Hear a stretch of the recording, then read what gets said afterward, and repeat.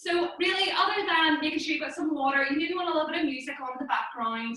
Obviously, watch your neck, enjoy today's class, and we'll just get started. So jump up into standing, just come onto the ground there, and we're just going to get our key elements in standing talked through. So keep those ankles quite close together, and then very gently I want you to peel the ankles away and then bring the toe in line with the heel. This is our little train track position, and this is in our hip. So our feet are hip distance apart. I want you to just very gently think about where the weight is going down through. We want it to go equally through one side and the other. So just take a little sway all the way forward, all the way back, and then take that sway left and right. And then I just want you to settle that sway right in the middle. And I want you to think about the big toe, the little toe, and the heel being a little tripod. And that is what I want you reaching down and rooting down into the ground. So very gently lift the arch of the foot up off the ground. Then I want you to have a little bend in the knees, a little softness in the knees, and then coming up into our pelvis. Place one hand on the front of your tummy, one hand in the lower portion of your back. And I want you to imagine this is like a big bucket of water. And I want you to tip that water forward, creating a little arch in the lower back, letting the belly spill forward.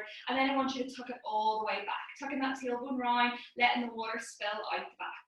So coming all the way forward and all the way back. This is this lovely movement, the full range of movement of your pelvis on that lower back. We'll be practicing in lying. It is a little bit difficult to do here in standing. And then I want you to bring yourself into that midpoint. Let your arms fall down to the sides. Think about where your rib cage is. I want you to think about a connection of the rib cage onto the front of your tummy, as though there's a little spring coming from the front of the ribs onto the bony portion of your pelvis. Nice width across the shoulder blade, and the head up nice and tall, as though that head is like a helium balloon reaching up towards the sky.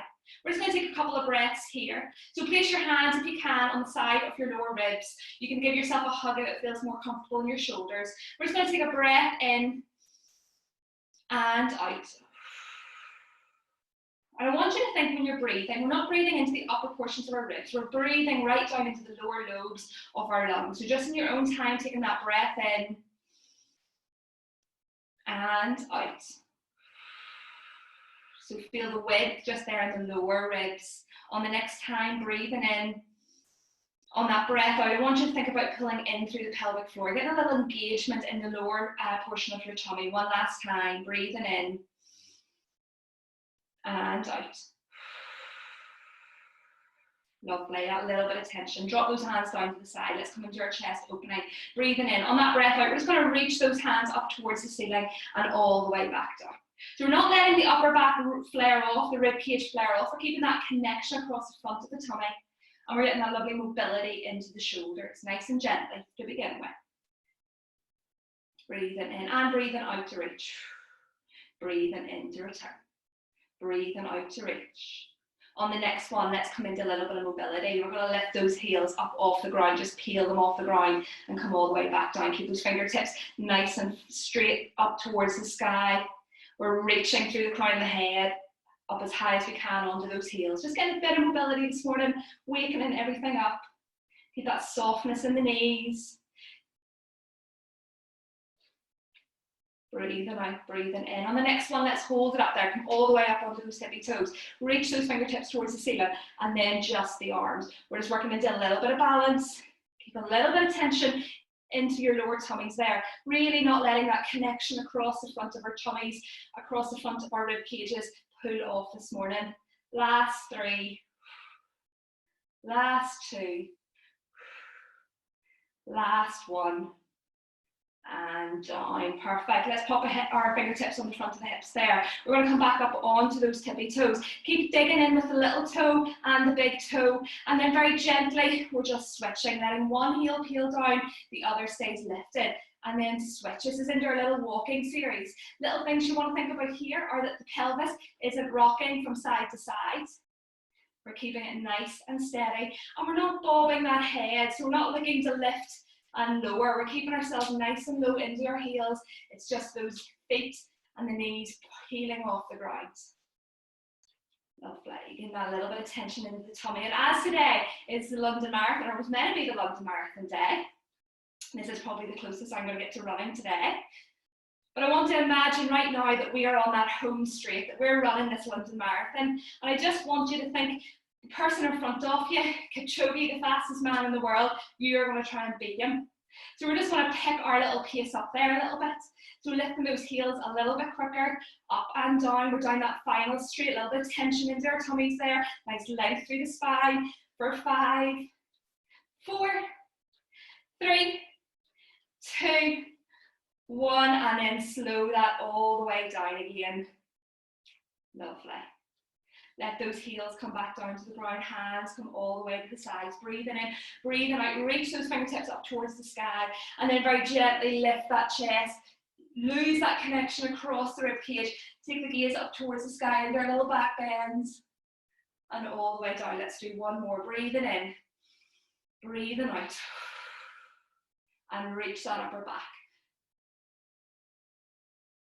Lovely, all the way down, hands come to the side. This time you're coming out nice and wide. Fingertips reach up overhead and then all the way back down. Next time we're going to hold them up there. Reach those fingertips as high as you can. Drop the hands behind your head. Squeeze the shoulders up towards the ears and then lower back down into our little corkscrew. Breathing in, breathing out.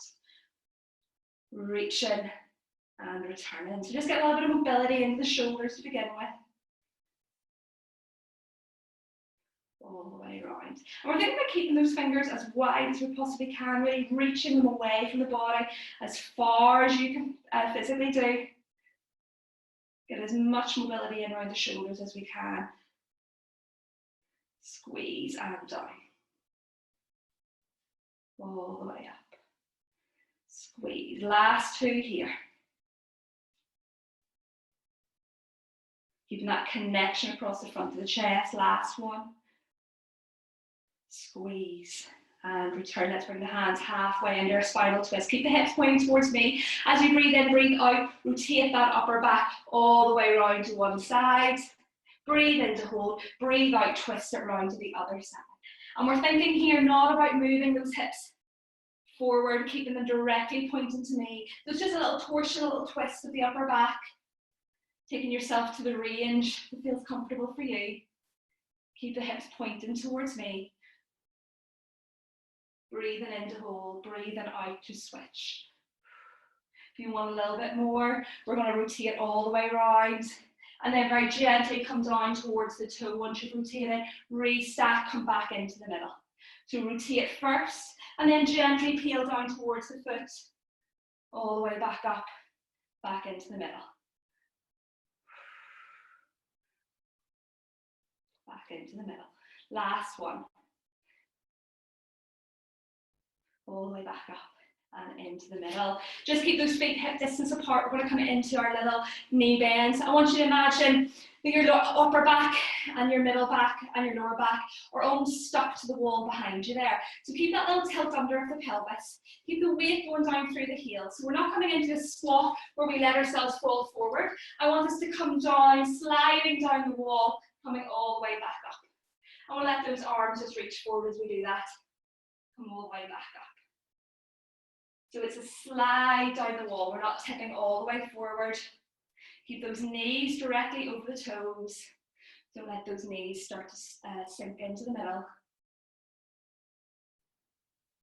So just warming into the into the ankles, into the front of the legs. Float those arms forward and all the way back. 2 more here.